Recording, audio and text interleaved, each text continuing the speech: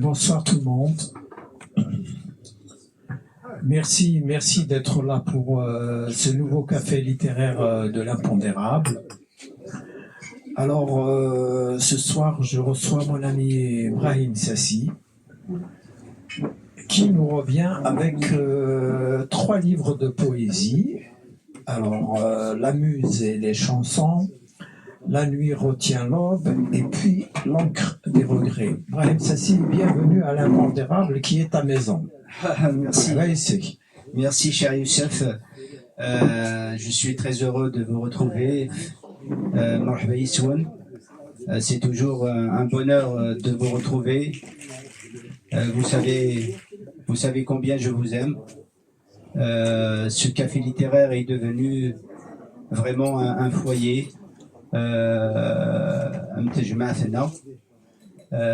نسمي لي هي الحد ذاكي يعني الفرح dans le Coran. Donc merci à tous les habitués et à ceux qui arrivent. Je vous aime tous. Oui, cher ami Youssef, oui. Encore une fois, je tiens à te remercier pour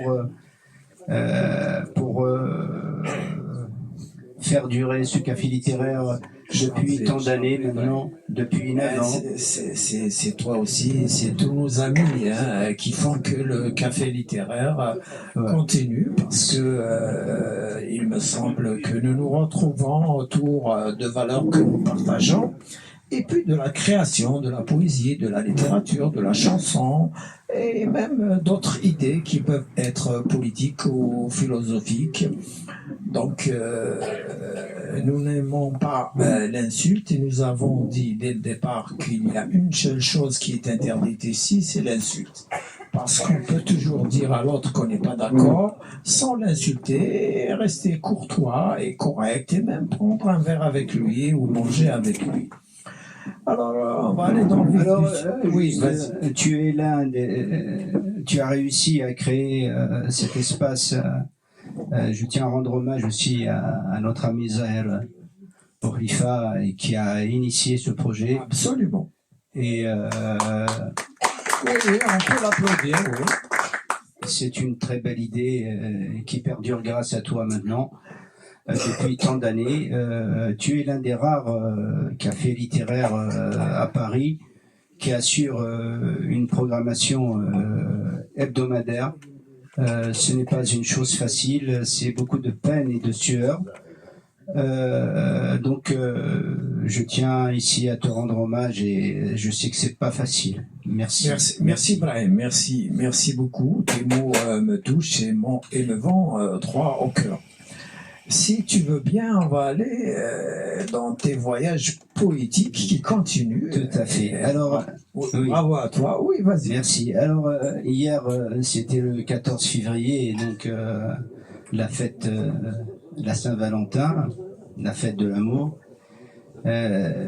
Pour moi, la fête de l'amour, on essaye de faire de chaque jour une fête de l'amour. Il faudrait que ce soit ainsi, pour arrêter un peu ou ralentir ce monde effréné qui court dans tous les sens. Alors, je voulais juste rappeler que la Saint-Valentin nous parle beaucoup, nous les Berbères, parce que c'est Gélase Ier, pape de 492 à 496, qui est issu d'une famille berbère originaire d'Afrique du Nord, bien qu'il soit né à Rome vers 410. En 496, il officialise au calendrier liturgique la fête de Valentin de Rome, fixée au 14 février. Son parcours illustre l'importance des élites chrétiennes nord-africaines dans l'Église antique, à une époque où l'Afrique romaine, actuelle Tunisie et Algérie, était un grand centre intellectuel du christianisme latin. Cette région a aussi vu naître des figures majeures comme Augustin d'Hippone, Tertullien et Cyprien de Carthage, qui ont profondément marqué la théologie occidentale. Plus tôt, Encore au IIe siècle, l'écrivain berbère appelé né à Amador a composé l'Andor, unique roman latin antique conservé en entier. Il y raconte les aventures de Lucius transformé en âne par magie, mêlant satire, spiritualité et le célèbre mythe d'Eros et Psyché. Ainsi, avant et après Gélas Ier, l'Afrique du Nord antique apparaît comme un foyer majeur de culture. Et donc, je voudrais lire un texte, un article publié dans Diaspora, écrit par mon ami Hamid Banoun, qui a su lier comme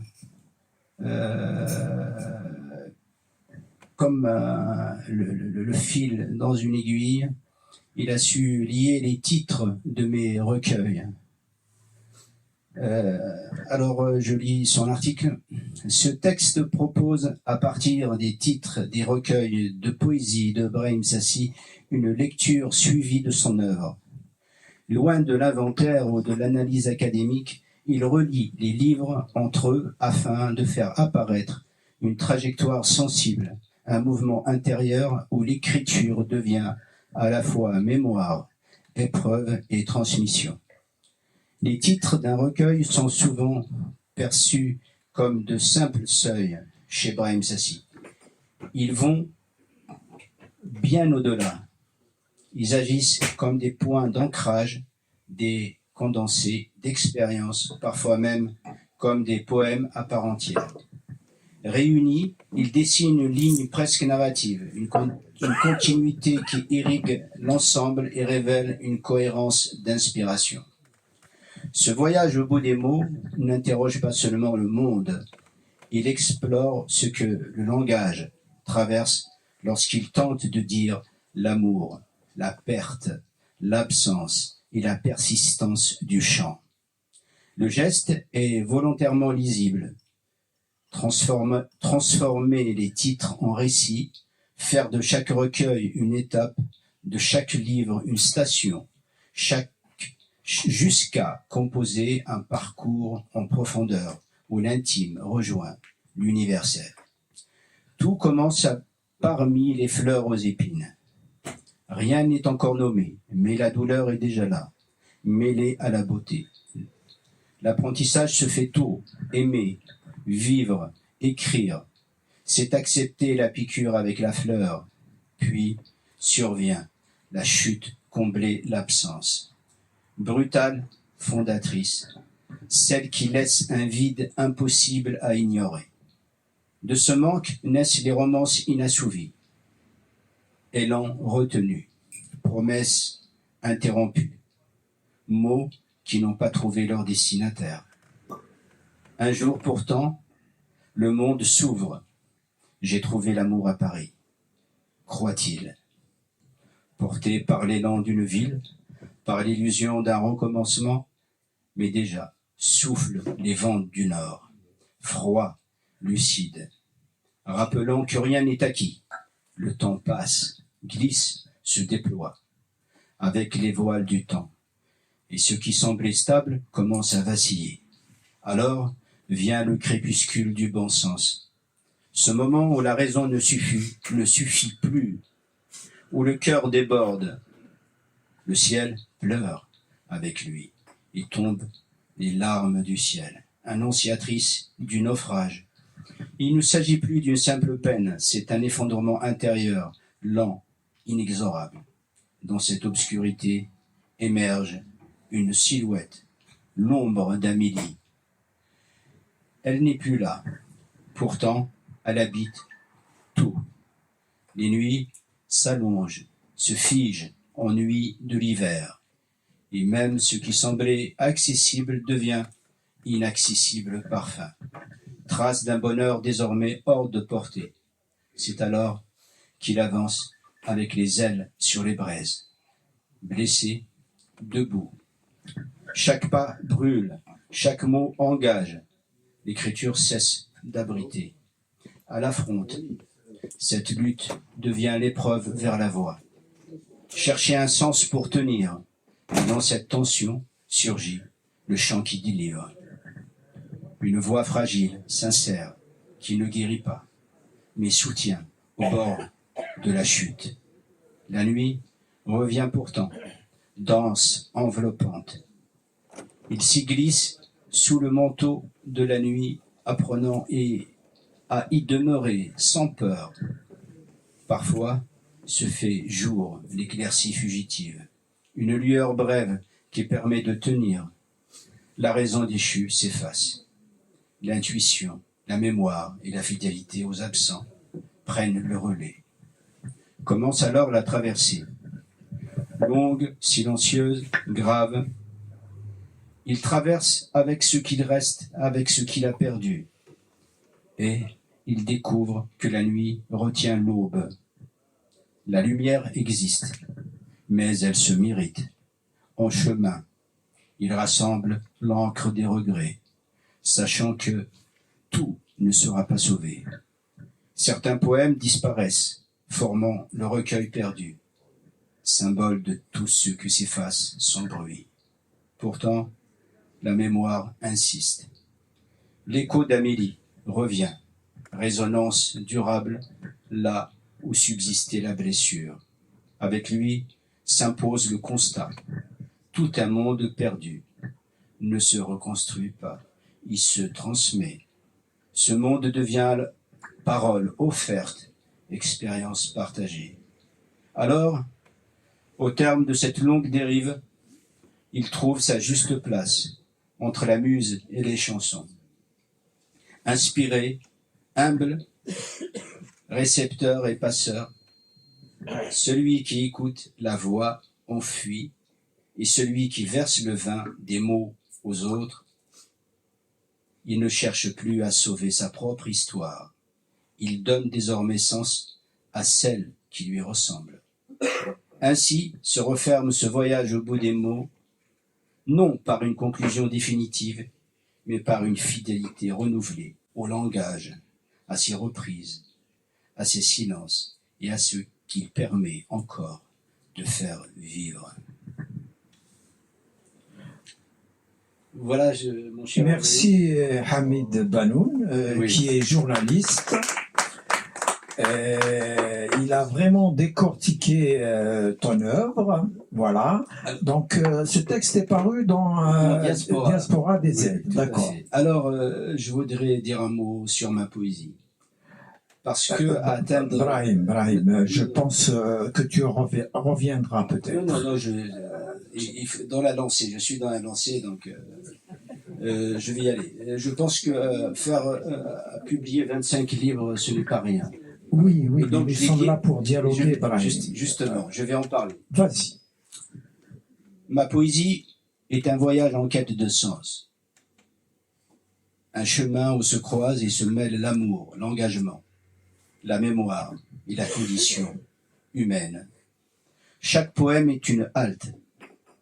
Chaque recueil un jalon sur cette traversée intérieure, marquée par les tourments de l'existence, mais aussi par les élans d'espérance et les combats sociaux qui me tiennent à cœur. Écrire n'a jamais été pour moi un simple exercice littéraire, un jeu de mots ou un artifice stylistique. Non, écrire est une manière de respirer dans l'ombre et dans la lumière, une manière de résister aux violences du monde, une manière de transmettre ce qui mérite d'être dit, partagé, retenu. Chaque mot, chaque vers, chaque page devient une passerelle entre le passé et le présent, entre ceux qui lisent et ceux qui écrivent, entre l'intime et l'universel. Publier 25 livres de poésie ne se résume pas à accumuler des titres, des volumes ou des collections. C'est un engagement, c'est traverser les saisons intérieures de la vie, mettre des mots sur les blessures et sur les cicatrices, célébrer les joies, parfois fugitives, et accueillir les silences, non pas comme un vide, mais comme autant de résonances possibles. Chaque recueil est le témoignage d'une étape, le miroir de mes émotions et de mes réflexions, mais aussi une invitation au lecteur à s'y retrouver, à s'y perdre, à s'y retrouver à nouveau. Écrire, c'est accepter la fragilité de la parole. Sa puissance est limitée face à la densité du monde, face à la violence, face à l'oubli. Mais c'est précisément dans cette tension que la poésie prend tout son sens. Elle transforme la douleur en lumière, l'absence en mémoire, et le temps qui passe en trace à transmettre. Elle transforme l'ombre en éclat, le silence en voix, la fuite en présence. C'est une traversée qui ne se mesure pas en nombre de pages, mais en intensité, en fidélité à ce qui est vécu, observé et senti. J'ai commencé à écrire très tôt, guidé par la mémoire et la force de la terre algérienne. Nourri par une langue qui brûle, qui console, qui raconte et qui porte les histoires de mon peuple. Dès le départ, les mots ont été pour moi un refuge et un instrument de résistance. Ils étaient le moyen de capter la vie dans toute sa beauté et dans sa violence, de transformer la douleur en lumière et le silence en parole. Mon parcours s'est également enrichi du journalisme à travers les articles, les critiques, les notes de lecture. J'ai pu mettre en lumière des auteurs méritants, partager la valeur et la profondeur de leurs œuvres, rendre visible ce qui aurait pu rester dans l'ombre. Cette pratique a affiné mon regard et m'a appris à lire avec attention, à analyser avec patience, tout en nourrissant ma propre écriture d'un sens aigu de l'observation et de la responsabilité envers les mots. En parallèle, la chanson kabyle, que j'ai commencée il y a plus de 30 ans, m'a donné un souffle différent, mais complémentaire. J'ai composé une centaine de chansons, mêlant musique et poésie, où la voix devient instrument, où le rythme porte le message, où la mélodie se fait mémoire. Même si la poésie a pris le dessus ces dernières années, la musique reste un fil discret mais vivant, toujours présent dans mon écriture et dans ma manière de ressentir le monde. Je continue à créer et de partager mes compositions sur YouTube, où elles trouvent un écho auprès d'un public qui, je l'espère, entend autant la parole que la musique. Chaque recueil est né d'un moment particulier, parfois d'une indignation, parfois face à l'injustice, parfois d'un émerveillement devant la beauté fragile du monde, parfois encore d'un silence intérieur qu'il fallait rompre. J'écris pour sauvegarder ce qui risque de disparaître, les visages effacés par le temps, les mots anciens, les douleurs muettes. Mes poèmes deviennent alors des traces, des passerelles entre le passé et le présent, entre ceux qui partagent mes expériences et ceux qui y chercheront un reflet de leur propre vie. Au fil des années, mon écriture a évolué. Elle s'est épurée, elle s'est affinée. Elle est devenue plus intérieure, plus méditative, plus attentive au silence qui habite l'âme humaine. Cette évolution n'a jamais signifié un retrait du monde. Elle a seulement déplacé le regard du tumulte extérieur vers la profondeur des émotions, des questions existentielles et des liens invisibles qui nous unissent. Mon écriture cherche à capter ces frémissements subtils de l'âme humaine, tout en restant attentive au battement de mon peuple, à ses joies, ses douleurs, ses résistances et ses espoirs. Pour moi, le poète ne peut se désintéresser de ce qui l'entoure. Engagement et introspection doivent marcher de concert. Dans ce parcours, j'ai eu la chance d'être accompagné par des voix éclairantes et généreuses. Youssef Zirem et Kamel Zirem m'ont offert leur regard lucide et attentif sur la profondeur de la poésie. me permettant de situer mon œuvre dans une continuité et une tradition vivante. Aziz Cheboub a su mettre en lumière les liens entre l'intime et l'universel, m'invitant à faire résonner le personnel dans le collectif.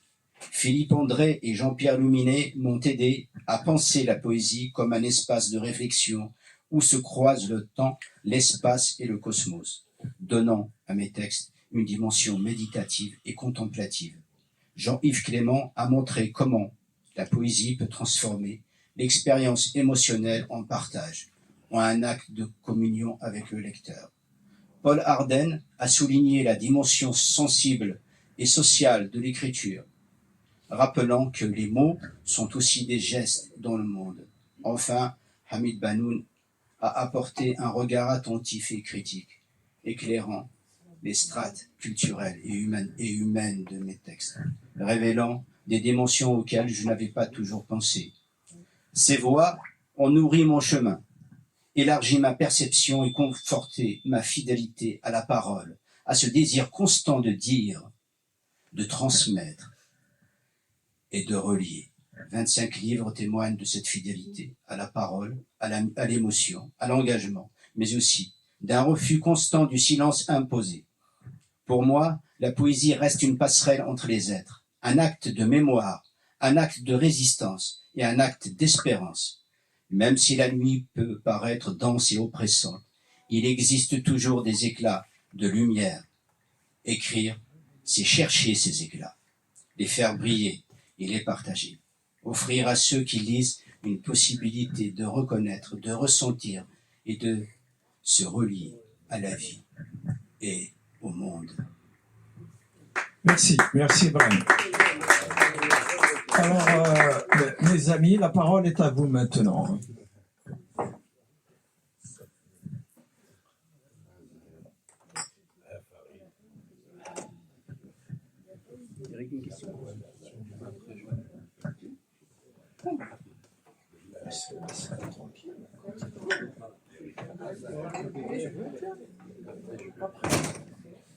Oui, d'accord.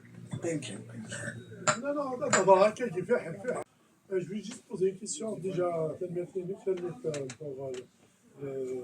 l'hommage que vous avez rendu à notre ami Youssef. Merci Azan. Vous parlez tout à l'heure de la poésie. On sait que vous êtes poète. Vous n'avez jamais pensé à écrire en kabyle, vous qui êtes d'origine kabyle? Si, bien sûr, j'écris déjà en kabyle, même si... Oui, tout à fait. Oui, je pense que ça viendra, je pense que ça va venir. Merci pour la question.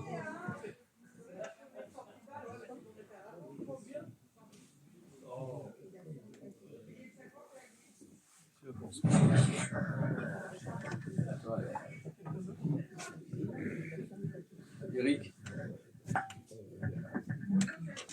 Oui, moi j'avais juste une petite question. C'est qu'après ces 25 livres, est-ce que tu arrives encore facilement à sortir des poèmes? Et est-ce que c'est pas un peu plus compliqué aujourd'hui que ça ne l'était au départ? Merci. Une question très intéressante. Oui, tu voulais peut-être dire si j'arrive à dormir après 25 livres. Oui, alors déjà, oui, c'est vrai que le sommeil parfois devient difficile. Mais alors, la poésie se nourrit de l'expérience.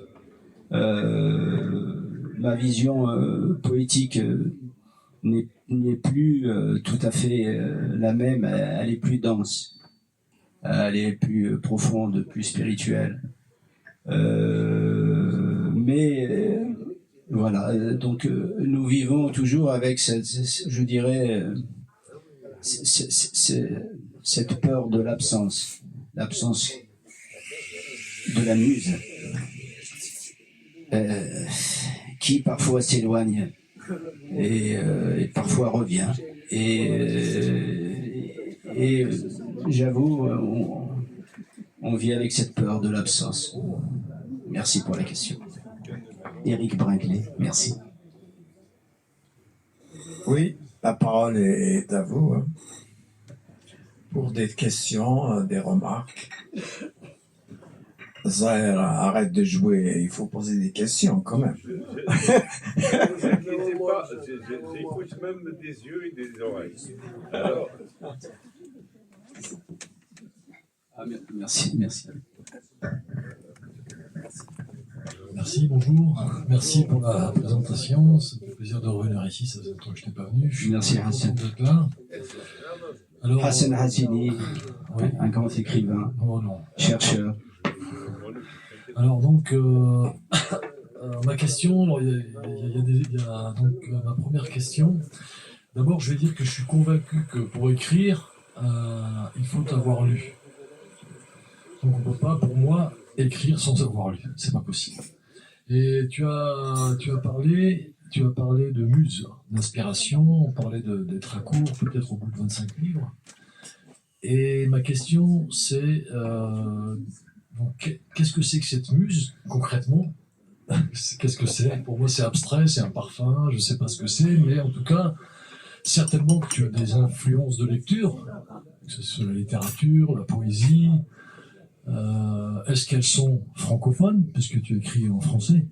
Est-ce qu'elles sont multiples, de plusieurs langues? Peut-être que tu as accès à l'anglais, au kabyle, au roumain, je sais qu'il y a 2-3 langues qui sont aussi enrichissantes les unes que les autres.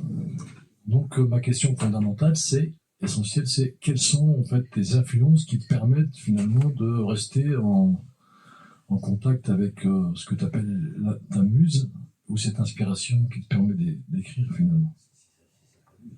Merci Hassan Hassini, une belle plume, un chercheur infatigable. Oui, ta question est pertinente. Merci de la poser.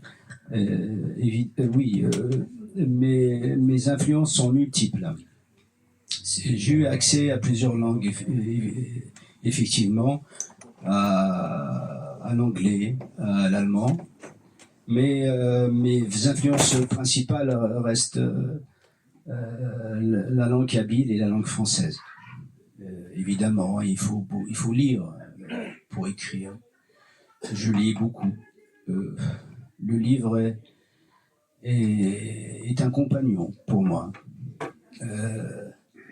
Et je ne peux pas vivre sans lui. D'ailleurs, je suis toujours entouré de livres, et des livres, des guitares.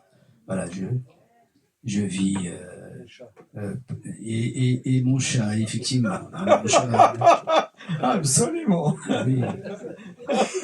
Oui. Filou, il s'appelle, oui. Oui, mon chat Filou. Absolument, c'est un chat qui est venu de Kabylie. Oui. Oui. Filou, mon chat Filou, à vrai dire, on l'a ramené de Kabylie en 2013 ou 2012. 2012-2013, pendant un voyage que j'avais fait à l'époque avec mon ex-compagne française. Et c'est elle qui l'a pris. On l'a trouvé dans un buisson, il avait 3 mois. Et donc il est devenu un fidèle compagnon que j'ai gardé. Pour rien au monde, je m'en séparerai. Parce que la relation qu'il existe entre moi et lui, les chats, depuis l'Égypte antique, nous savons que les chats ont une dimension spirituelle. Et j'avoue que sa présence m'aide à écrire. C'est une présence rassurante. Parfois, j'ai l'impression qu'il me parle. Alors, pour revenir à ta question qui est pertinente et complexe et profonde, oui, la muse, oui, ça peut être un parfum, très belle image, merci. Mais c'est cette part de magie, de mystère qui lie qui nous lie à toute création artistique. Voilà, c'est cette part de mystère. Et Et voilà. Et quand elle est là, on est heureux. Et quand elle s'éloigne, on l'est un peu moins. On espère qu'elle revient. Et nous prions qu'elle reste encore là longtemps, assez longtemps.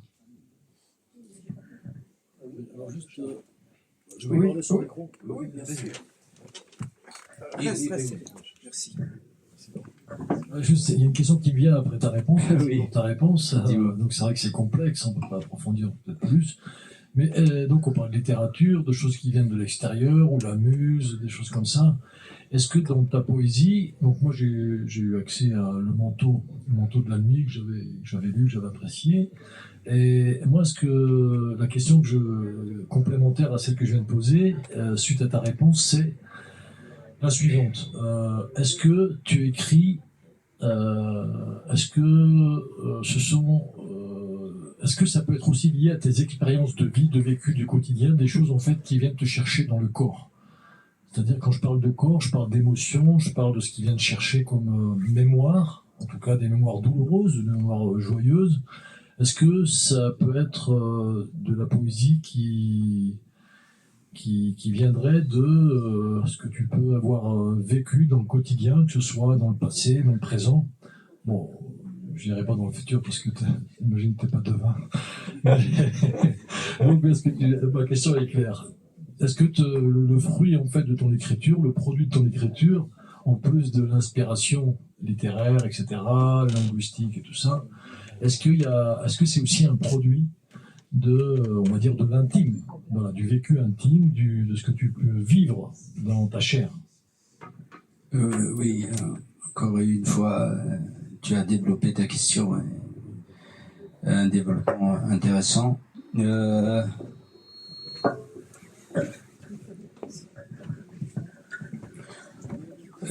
L'émotion est primordiale, c'est la base de toute création, et l'intime, c'est la base de toute création artistique.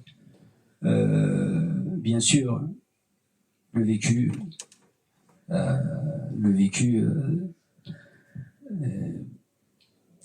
on s'inspire de son vécu évidemment, et après il y a le regard sur les autres, sur le monde, mais tout part de soi-même. Tout part de soi-même.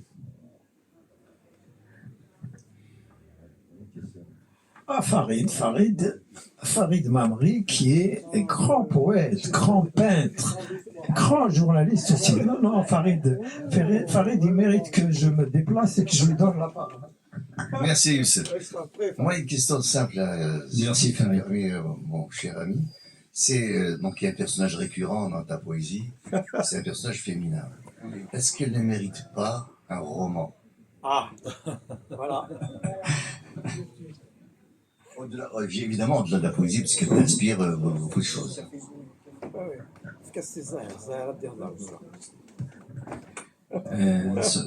Sans doute, mais oui,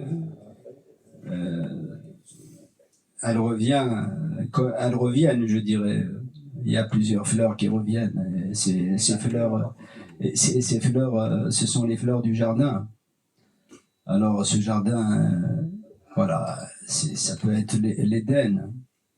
Donc, il ne faut pas oublier la dimension spirituelle dans tout ça. Et un roman, pourquoi pas, même si je pense que la poésie, c'est ce qui me relie le plus au ciel, à l'univers, et voilà. Mais pourquoi pas construire un roman? Un roman, c'est plus une construction que l'inspiration directe. Oui, merci.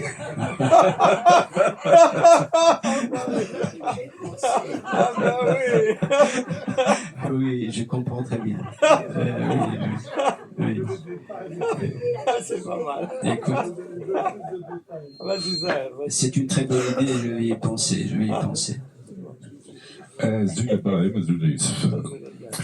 Alors, on va partir un peu en anthropologie. Très bien. Parce que tu fais partie d'une génération de chanteurs que... Moi, quand je me rappelle, on dit la cassette, Slimane Azem 72, 73, après Matoub 86, tu vois, c'est que des chiffres. C'est comme si une œuvre ne méritait pas un titre. Et quand tu es parti, t'avais chanté. C'est la même génération que l'Azérique, que monsieur là, Kemal, ouais. Et vous étiez une génération où les années comptaient. Parce que c'est de ce fait que c'est en Ardèche. Alors que il suffisait juste de lui donner un titre et de la classer. Et quand tu es parti dans la poésie dans la publication de tes livres, il y avait cette même boulimie de dire mon 25e livre, mon 16e livre. Je trouve que c'est un peu boulimique, pas polémique. C'est quoi ce rapport à la quantité? Oui. Écoute, oui, les nommer, j'avoue, ça me rassure. C'est comme si on nommait Là, on rentre dans la psyché. Hein. Comme on nomme les années. Oui, il y a un effet rassurant. Voilà, c'est tout ce que je peux te dire. Merci. En tout cas, la question était plus longue que la réponse. Merci, Zah. Merci, Zah. Azul, monsieur Brahim. Bonjour, Ammar. Azul.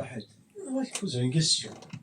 Si en plus que tu dis, oui. Dans le 20e livre, tu as vu le 20e arrondissement, sur le 20e livre, à la Habsa. Oui. كان متكمل ظل مدة 25 هادشي كيطير الله يبارك سي ابراهيم واخيرا Avec ça.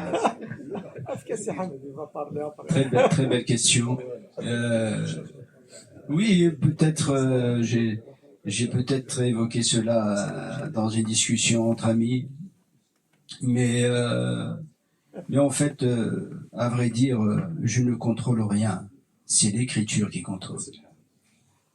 Voilà. Et même parfois, dans une grande fatigue, ça m'arrive aussi. Je crois que tout est fini, que ça s'arrête. Mais ça ne s'arrête pas. Grâce à Dieu, ça continue encore et j'espère que ça continuera parce que elle m'aide à respirer et c'est parfois une question de survie. Je vais répondre un peu à sa place. Il a oublié qu'il a dit ça. Alors, je vais vous raconter une autre anecdote. Alors, j'ai un ami, il est informaticien, il habite Fgaït, Béjaïa. Alors, je l'ai rencontré, on a fait le lycée ensemble. J'ai dit, Hassan, est-ce que tu t'es marié? Qu'est-ce qu'il m'a répondu? Il m'a dit, j'ai oublié.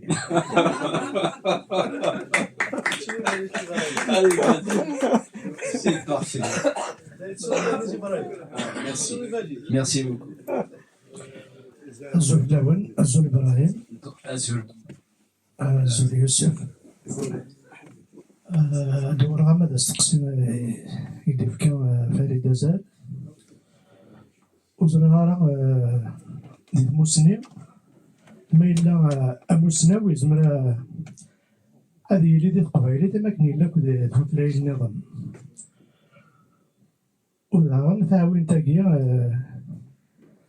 يدي تسكن تمديا ستروميد مع فرانسيس ما تزمر أتغلق كرابوسة أتغلق قبايليت أنا كنت نبغي تفضل شنا قبايليت فكرت قبايليت تبرد فرانسيس تخلط لو كنت نبغي تغلق موارا 10 أنا 15 تخلط في دار قبايليت خطر قبايليت أنا ساعة مسنية ساعة مسنيون نزمر دينيا 3 مسنية قبايليت نزمر زوقيس تنمرت. Merci. Alors, tout à l'heure, c'est Ammar Laoudi qui avait pris la parole. C'est un ami qui m'est cher parce qu'il est du village de Matoublounès, Taoulet Moussewa Ammar. Et Ammar Laoudi, donc c'est une connaissance de plusieurs années, voilà. Et on a souvent évoqué Ahmad Toublounes, avec qui j'ai partagé des moments fraternels. Et donc, Hamida Saïd, qui est poète, un grand poète en langue kabyle. Donc, je comprends ta question. ثورة أكن دنيا زقلي ثيرا نسات l'écriture, c'est elle qui choisit. Alors, c'est pour ça que quand j'écris en français, c'est pour le livre. Quand j'écris en kabyle, c'est pour la musique. Je pense que je vais encore faire quelques chansons, si je peux, encore quelques compositions. J'ai quelques textes en kabyle qui méritent d'être mis en musique. Et ce sont c'est de la poésie. C'est de la poésie mise en musique. Ça s'appelle une chanson. Alors, voilà. Donc, j'ai encore quelques compositions. J'espère que je finirai par les. J'espère que c'est un projet qui va aboutir, j'espère. La langue kabyle, bien sûr, elle habite en moi.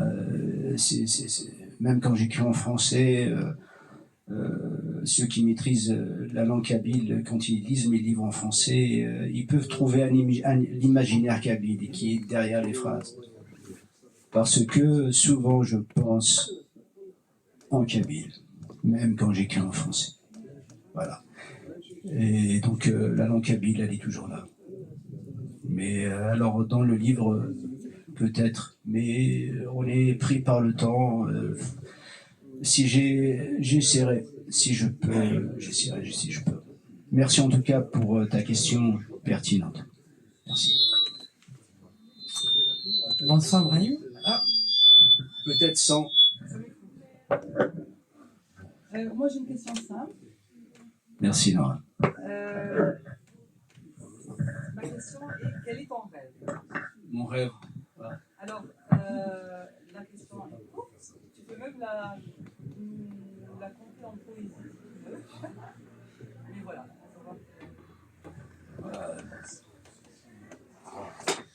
Oui. J'ai beaucoup de rêves. Mais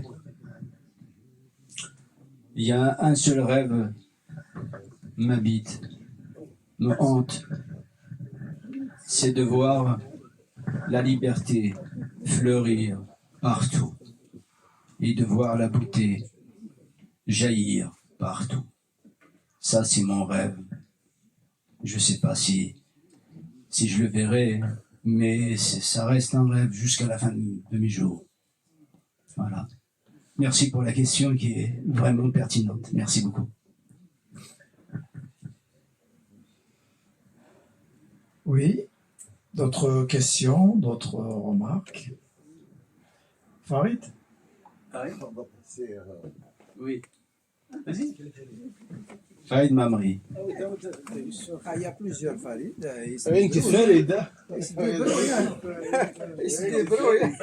Non. Non, en fait, c'était quel est le mot de conclusion par rapport à tout ça, c'est que en fait, quand on est invité par la création, on crée toujours, quel que soit le support, quel que soit le média qu'on utilise. Et moi, je te souhaite encore d'écrire encore plus de choses. Et puis d'explorer aussi certainement peut-être d'autres territoires, de la littérature, que ce soit la nouvelle, que ce soit le roman. C'est tout le vœu que je formule pour toi. Merci, mon cher Farid Mamri, un ami qui m'est cher. Nous nous connaissons maintenant depuis de longues années. Farid Mamri est un intellectuel de génie, un grand peintre, un grand poète. Et ta présence au café littéraire réchauffe. Merci, mon cher Farid. Alors, Oui, m'étendre un peu, explorer d'autres territoires. Et j'aimerais bien. Parce que tu es témoin aussi. Oui. Oui, témoin d'une époque. Mais déjà dans la poésie, il y a le témoin qui s'exprime. Alors c'est vrai, la nouvelle, le roman, j'y pense, mais après c'est une question de temps. Voilà. Et déjà la musique, la poésie, ça prend énormément de temps. Et surtout la musique. Et puis critique d'art, oui, ça aussi c'est une discipline. C'est une vision que j'aime beaucoup parce que quand je vois, c'est vrai, Azel Belkadi, qui est là, un immense peintre, un immense artiste. Oui, j'ai écrit, j'ai rédigé 2 critiques d'art, je crois, sur tes œuvres, il me semble. Et oui, la critique d'art, même si elle est ardue, m'interpelle beaucoup, m'intéresse beaucoup. J'essaie, je pense que je vais écrire un peu plus sur l'art. Même si il faut beaucoup d'efforts, beaucoup de sueur. Mais j'aime ça et surtout mettre en valeur, mettre en lumière des peintres qui méritent de sortir d'anonymat et qui méritent cette mise en lumière. Je pense, merci pour la question Azal, oui j'y pense et je pense que je vais écrire un peu plus sur l'art, oui, tout à fait. Merci beaucoup.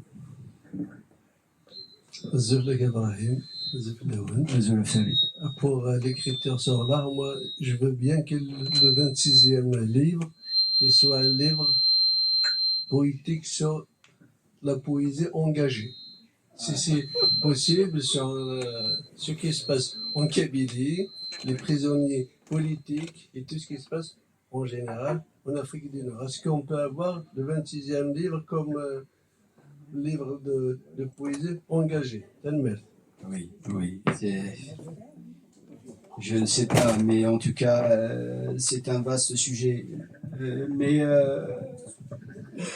nous vivons des temps difficiles. Mais la poésie, déjà en elle-même, c'est un engagement. Et j'essaierai peut-être, je ne sais pas. C'est la musique qui décide.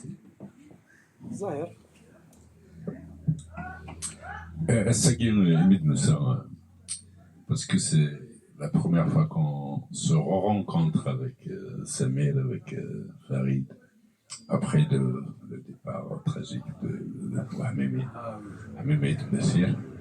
Et en rentrant, je l'ai vu s'asseoir à cette place-là. Et après, il dit à Farid, se pose la question. C'est juste pour lui rendre hommage. Merci à Texar. C'est Ahmed Bachir qui nous a quittés récemment et nous laisse un grand vide. Sa présence au café littéraire était rassurante. Et tout le monde l'aimait, il était aimé de tous. C'était un grand ami.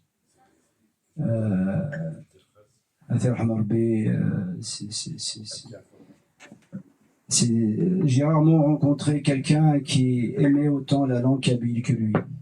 Et chaque fois, chacune de nos retrouvailles était vraiment un bonheur. Parce qu'on partageait en kabyle.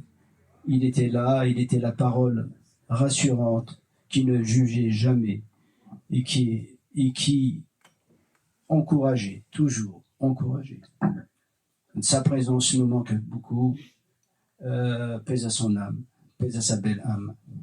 Pèse à son âme. Et c'est qu'avec Wahmimi, il y avait 2 rencontres majeures ici. C'était avec Astrid Larbi quand il a eu des problèmes et qu'il est rentré après qu'il l'ont. Et quand il y avait la guerre entre Farhat et Hamimi, c'était ici qu'ils se sont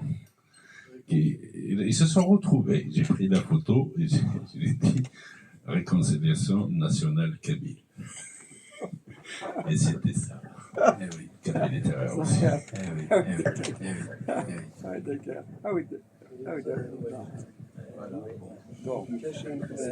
On va bientôt passer à la dédicace.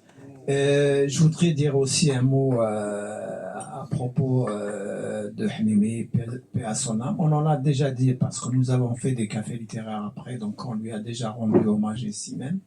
Mais cet homme mérite 1000 hommages, peut-être plus. Je voudrais qu'on n'oublie pas que Hamimi, il a fait la meilleure synthèse entre les valeurs kabyles et l'engagement. Alors, si il y a une leçon à retenir, c'est bien celle-là. Hamimi a été engagé, mais il n'insultait pas les gens, il ne les jugeait pas, il aidait les gens dans la discrétion, dans l'anonymat. Donc, il laisse, c'est pas un vide qu'il laisse, il faut trouver le mot le plus fort. Mais la vie, elle est faite ainsi, hein. Elle est faite ainsi. Il était un fidèle du café littéraire. Nous avons fait ici 3 cafés littéraires avec lui. Ils sont sur YouTube. Et oui, Brahim les a enregistrés, ils sont sur YouTube. Nous avons fait le premier café littéraire avant même qu'il ne sorte son livre. Il était un peu gêné, il m'a dit est-ce qu'on peut faire le café littéraire? Je lui ai dit bien sûr qu'on va le faire. Il avait le manuscrit, il n'avait pas encore l'éditeur. Et on l'a fait, on a fait un excellent café littéraire. Avec Hamimi, c'est toujours comme ça, parce que Issa a waliz din, Issa a taqbaylit, machi kan tamslayt, mais dhayn an-nizam. Voilà ce qu'on peut dire sur Hamimi. J'espère qu'on va pas l'oublier, qu'on va pas oublier les valeurs qu'il a toujours véhiculées toute sa vie. Hein. Même à Smigler, il a toujours été comme ça. Hein. Mais il a été au RCD, il est sorti au RCD, mais il n'a pas fait de bruit. Il a continué son chemin. Et il a été dans le MAC, il a continué son chemin. Il a eu des divergences avec la direction du MAC. Et il a continué son chemin le plus normalement du monde, sans aucune haine. Oui, ça a la haine. Nous connaissons l'élite en général. Elle a du mal à se départir de cette haine. Nous, c'est la haine fraternelle et pas pour grand-chose. Pour rien.